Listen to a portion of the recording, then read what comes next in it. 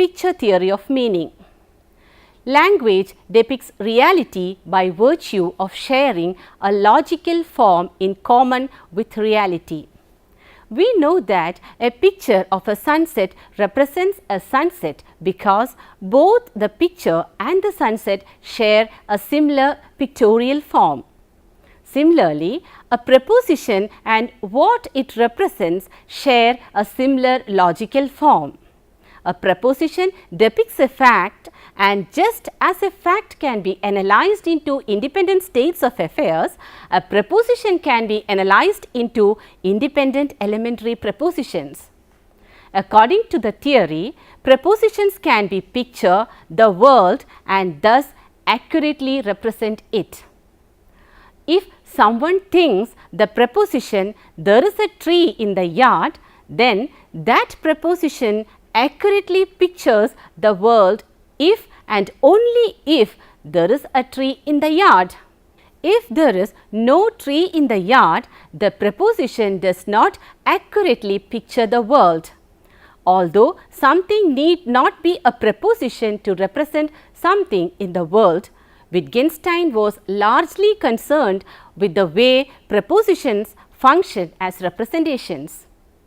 Wittgenstein believed that this picturing relationship becomes our key in understanding the relationship a preposition holds to the world. The pictorial form of a preposition is best captured in the pictorial form of a thought, as thoughts consist only of pictorial form. This pictorial form is logical structure. Wittgenstein believed that the parts of the logical structure of thought must somehow correspond to words as parts of the logical structure of prepositions. One outcome of the picture theory is that a priori truth does not exist. Truth comes from the accurate representation of a state of affairs, that is, some aspect of the real world, by a picture, that is, a preposition. The totality of true thoughts is a picture of the world. Thus, without holding a preposition up against the real world, we cannot tell whether the preposition is true or false.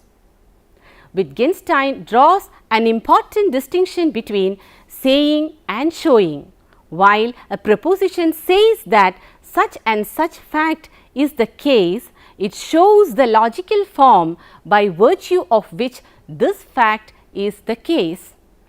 The upshot of this distinction is that we can only say things about facts in the world. Logical form cannot be spoken about, only shown. Because logical form shows itself and cannot be spoken about, there is no need for the so-called logical objects, the connecting glue between different prepositions that plays a central role in the logic of Frege and Russell. Wittgenstein asserts that most philosophical confusion arises from trying to speak about things that can only be shown. The foregoing reflections on the nature of the world, language and logic lead Wittgenstein to address a series of long-standing philosophical problems. He suggests that solipsism, the belief that we have no knowledge of the world outside of our own minds, is technically valid, but that there is no distinction between solipsism and realism that can properly be expressed in language. He claims that mathematics can be derived from the successive application of logical operations, and that the laws of science are neither logical laws nor empirical observations, but rather an interpretative method. Because language can speak about only facts in the world, we can say nothing about the world as a whole, metaphysics, or about the value of things in the world, ethics and aesthetics. Philosophy is the activity of clarifying language, and the correct method in philosophy is to remain silent and only to speak up to correct people who misuse language. Since Wittgenstein has already asserted that only prepositions that depict fact in the world have meaning, he concludes that all the prepositions in the Tractatus are meaningless. They are like a ladder that one can cast away once one has climbed up it. He concludes with the mystical reflection, what we cannot speak about, we must pass over in silence. The main argument in Tractatus is that language is suited for describing facts in the world, but we cannot say anything that speaks about the world as a whole, that speaks about value, or that purports to speak from a perspective outside the world. Consequently, metaphysics, ethics, aesthetics, and most of philosophy goes out the window. Wittgenstein does not claim that these things are useless, simply that language is unsuited to dealing with them.